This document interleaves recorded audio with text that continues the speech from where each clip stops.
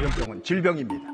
약물 치료를 지속하면 극단적인 상황에 빠지는 것을 예방할 수 있습니다. 그 폐해를 막고 관리하는 것은 사회적 노력으로 가능합니다.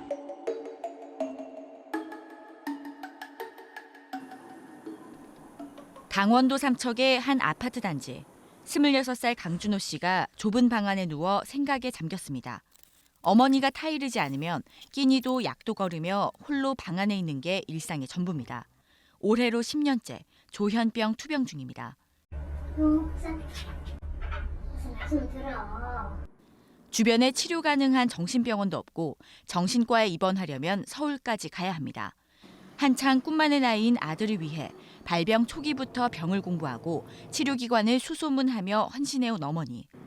주변에 마땅한 재활기관은 없고 입원 치료 말고는 기댈 곳 없는 현실에 막막합니다.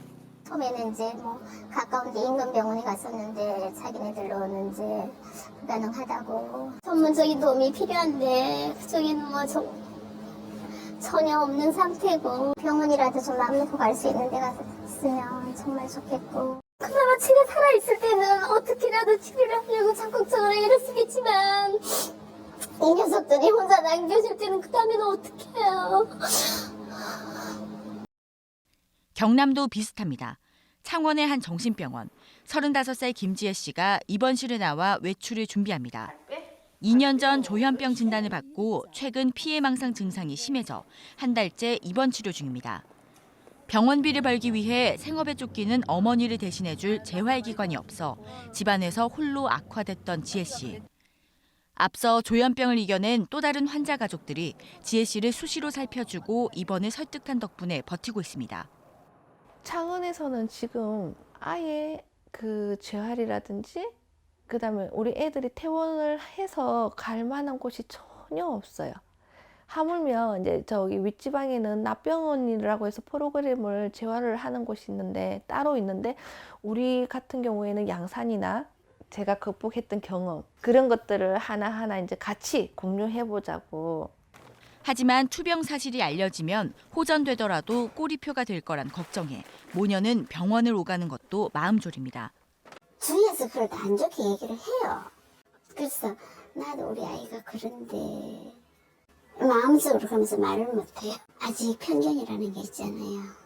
주위에서 보는 눈, 그게 두려워요. 열악한 치료 여건과 사회적 편견이라는 이중고 속에 조현병 환자와 가족들은 사회에서 고립되고 있습니다.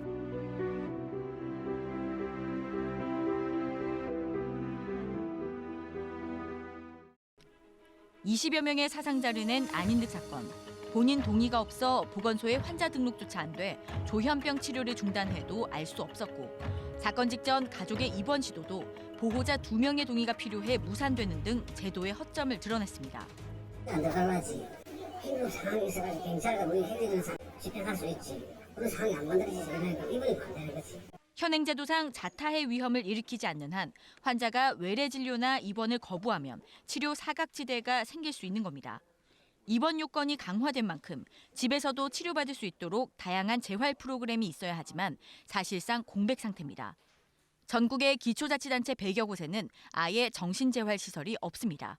대형 병원에 많은 환자들이 오랫동안 입원하고 있다는 것은 명확한 사실입니다. 그래서 예전부터도 장기 입원, 그다음에 베드수 이런 거를 얘기했을 때 OECD 내에서 높다는 건 사실이거든요.